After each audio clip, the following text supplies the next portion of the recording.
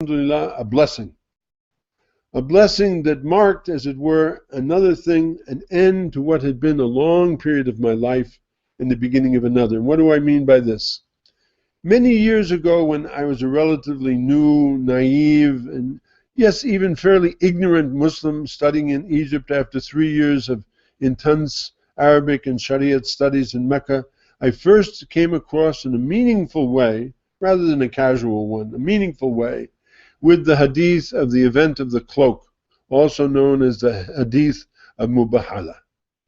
This hadith of the cloak, hadith al-kisa', refers to an account of an incident when the Prophet ﷺ gathered Hassan, Hussein, Ali, and Fatima underneath his cloak. And it is mentioned in several hadiths, including Sahih Muslim.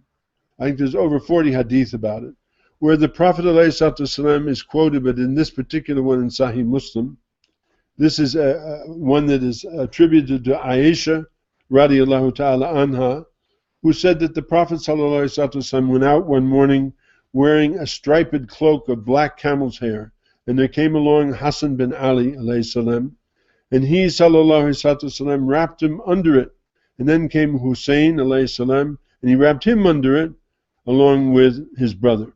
And then came Fatima, alayha salam, and he took her under it. And then came Ali, alayhi salam, and he took him under it, and said, Allah only desires to take away any uncleanliness from you, O people of the household, and purify you thoroughly, which is an ayat from Quran 33:33, and you'll find this hadith in Sahih Muslim. Anyway, we've all read that hadith. We said, suddenly, I thought, whoa, like, what is this? What is really going on here with this? And I somehow, when I was really ready and able to read this hadith with its true meaning, I remember being struck, like somebody hit me almost over the head, or like water went over me, with a great love of the Al-Bayt. And immediately I also recalled that all of my teachers in authentic Sufism, aside from the first man who was not really authentic in teaching Sufism, who was teaching a kind of New Age type of teaching, had been members of that family. All of my teachers have been from the Al-Bayt. And that somehow, because of this, I must be connected with the Al-Bayt myself at the deepest level, which is the level of the bay'ah. Because all these people whom I had bay'ah with were from that family.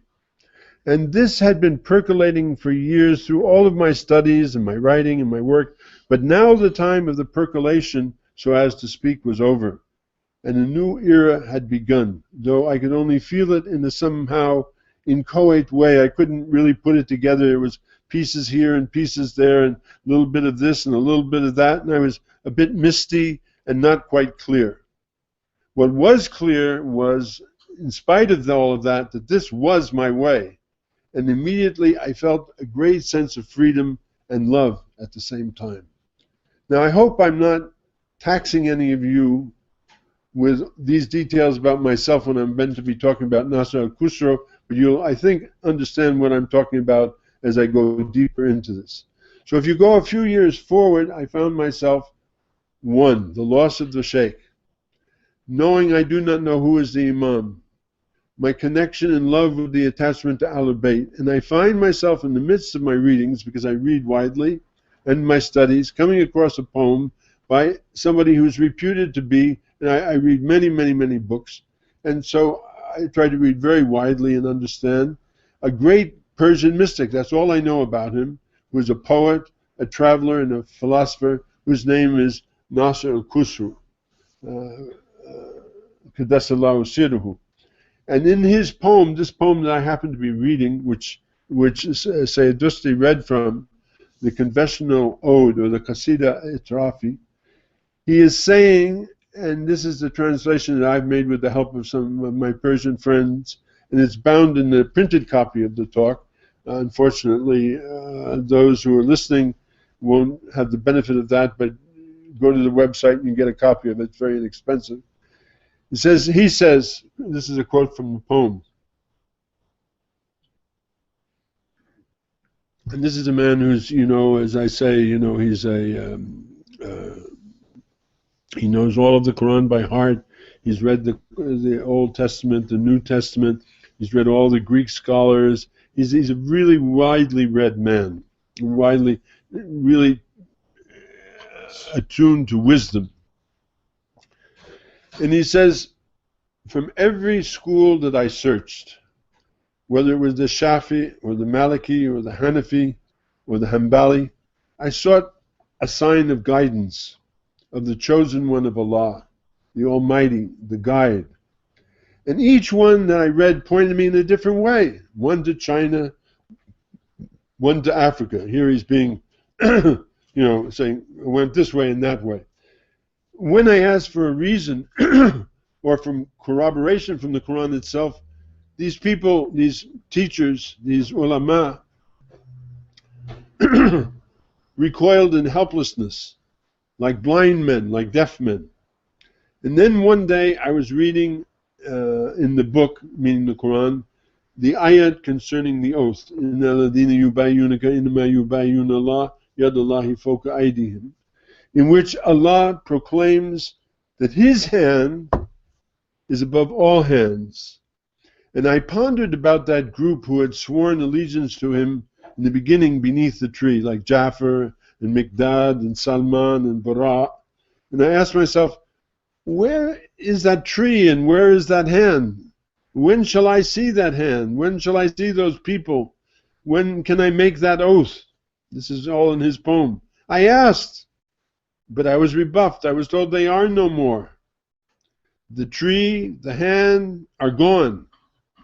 The assembly is dispersed. The hand is concealed and veiled in secrecy. Those men that you mentioned were the companions, favored by that allegiance and chosen to be with the Prophet ﷺ in the Jannah, in the garden. I felt so sad when I read this. I remember reading over and over again, they are no more. So I was told. The tree, the hand, they're all gone. The assembly is dispersed. The hand is concealed and veiled in secrecy. Of course, I knew that what he was writing was only partially true, for I had found both the hand and the tree in my life, but even after having found them, still everything was gone. My life was reaching an end, and as yet I did not know the Imam of my time. And to understand what this means, you have to understand the meaning of authority. Yes, there are many thousands of shayukh all over the world. Some of them are ulama as well, and fuqaha, awliya, arifin. But ask yourself, who of these people really know the Imam of our time? A friend of mine and a student recently told me he was going to attend a conference at which many of the eminent shayukh of the time were to be present, including some of those that I usually call the rock and roll shayukh, by whom I mean those who fly first class, sleep in 5-star hotels, even if one of them wears a shiny suit with a scruffy kufi, charge $5,000 for the blessing of their exalted presence, always manage to have 2 or 3 security men around them, and they can even get you into the masjid of the Prophet when the doors are closed after Salat al-Isha.